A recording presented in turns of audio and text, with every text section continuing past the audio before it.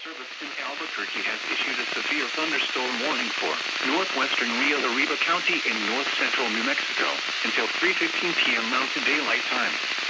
At 2:24 p.m. Mountain Daylight Time, a severe thunderstorm was located 8 miles southeast of Navajo Dam, moving northeast at 20 miles per hour.